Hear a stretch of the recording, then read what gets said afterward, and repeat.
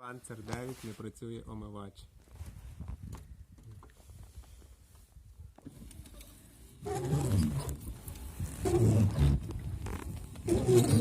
І моторчик не гудить.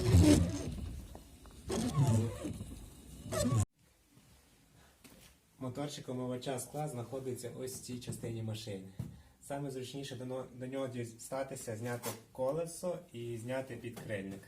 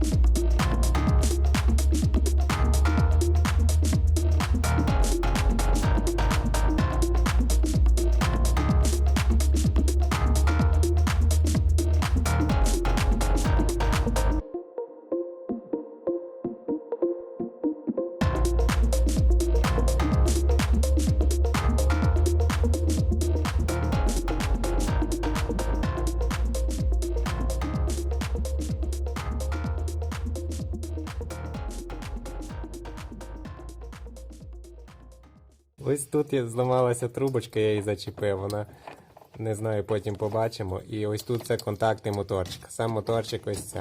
Для зручності потрібно зняти бачок, він кріпиться на двох болтах.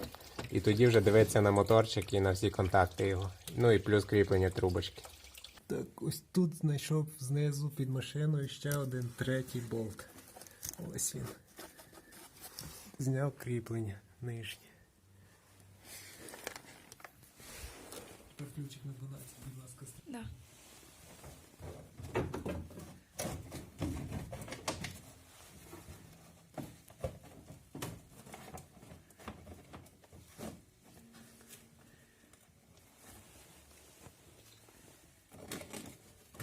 Ось наш мотор.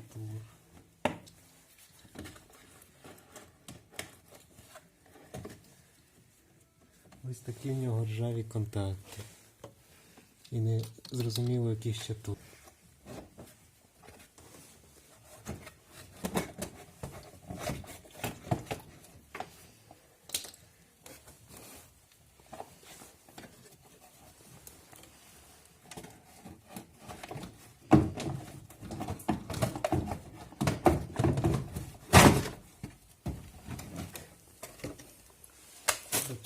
Омивача, далі будемо розбиратися з моторчиком. Його треба від'єднати, помити і далі продовжимо. Ось ще зламана сама пластмаска на моторчику. Треба її спаяти, або вже якщо моторчик не працюючий, то нову взяти. Так, ще один момент. Перевіримо, чи є напруга на клемах. А ну давай, тримай на себе. Пускай. Ще раз на себе. Так, контакт є, напруга є. Міняємо моторчик.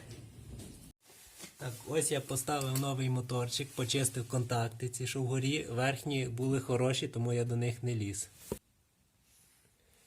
Так, і почистив ось ці отвори, бо вони також були забиті. Що в одній стороні, що в іншій. І зараз будемо пробувати.